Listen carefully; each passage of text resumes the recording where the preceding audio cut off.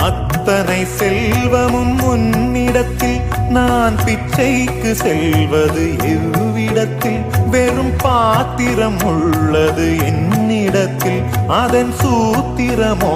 அது உன்னிடத்தில் ஒரு முறையா இருமுறையா பல முறை பல பிறப்பெடுக்க வைத்தாய் புதுவினையா பழவினையா கணம் கணம் தினம் என்னை துடிக்க வைத்தாய் பொருளுக்கு அலைந்திடும் பொருளற்ற வாழ்க்கையும் துரத்துதே உன் அருள் அருள் அருள் என்று அலைகின்ற மனம் இன்று பிதற்றுதே அருள் விழியால் நோக்குவாய்